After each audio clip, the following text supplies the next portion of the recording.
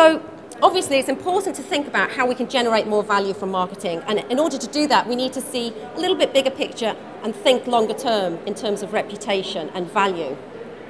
But we also need to keep pace with what's happening in marketing terms and what's happening in terms of customer expectations.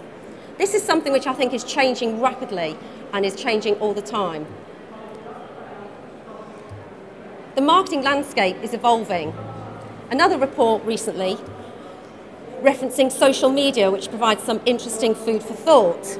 A recent survey which was reported in PR Week, carried out by Alterian, revealed that 66% of marketers will be investing in social media marketing. Over 40% will spend more than a fifth of their budget on this. It's really getting to be quite a sizable chunk of marketing activity. And 67%, getting up to nearly 70%, said that social media was either increasingly important or critical to success. And so customers are looking for us to engage with them in new ways. I'm sure you're all used to being sold to, we're all consumers. And one of the things that, these are just my thoughts and theories about the new rules in terms of customer engagement, is that people really want you to know what they need. They want you to understand what they need. So they don't want to be sold to. They want you to ask them what they need and then satisfy that requirement. They want to be listened to. How many of us have had a problem with, let's say, the telephone or, I don't know, Sky TV? Do you get the manual out or do you phone up someone to help you? We get on the phone, don't we? We want someone to sort it out, talk to them, get it sorted. We want personal contact. We want to be understood, but hey, we don't want you on my Facebook page. So it's finding that, that fine line between getting to know them and not becoming too personal. I'm sure many of us are inundated by emails and e-blasts, gazillions of them all the time. A good example of this, in fact, is my husband, who is a very, very frequent flyer for his job. He used to get the BA newsletters, quite happily get those newsletters, and they started arriving some ridiculous frequency, like weekly, and he unsubscribed immediately. He just got so fed up with being bombarded. He was quite happy to get them before that. So, get that just right. Don't bombard people with information on their emails. People want to know that they're getting good value, they're getting great products, and they're actually getting products that they need to help them in their jobs or their daily life. So it's important that you communicate messages to them and that you attract the customers that really can benefit from your products. And the last one on there, how many people have been really dissatisfied with something and not complained? Anybody?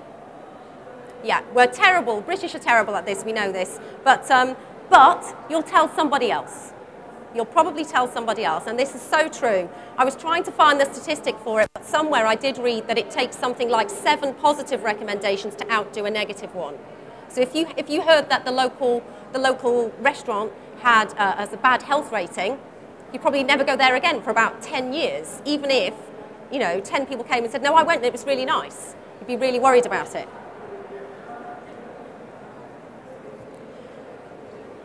Part of this new wave of thinking and this sort of need to be personalised and need to have this dialogue and interaction is driven by the social media revolution.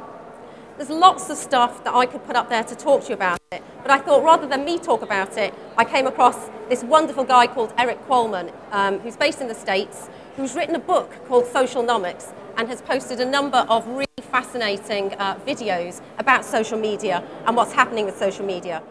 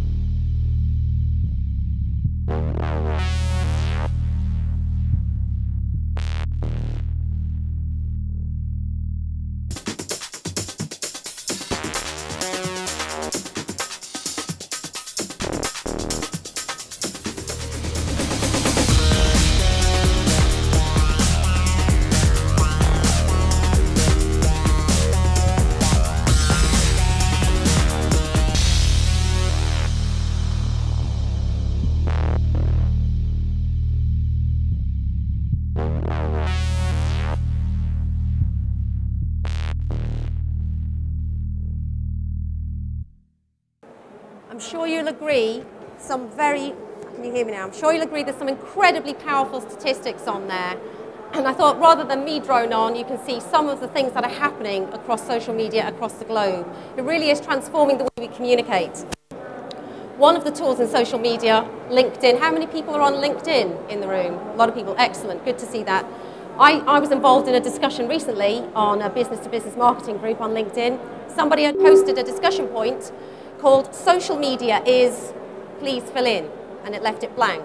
They got hundreds and hundreds of responses, some people anti. There was actually one person who came back and had said, oh, it's another way of avoiding human interaction. Well, it is humans who are doing the interacting, it just happens to be online. So that the whole point about social media is extending opportunities to communicate. It's not about replacing face-to-face contact.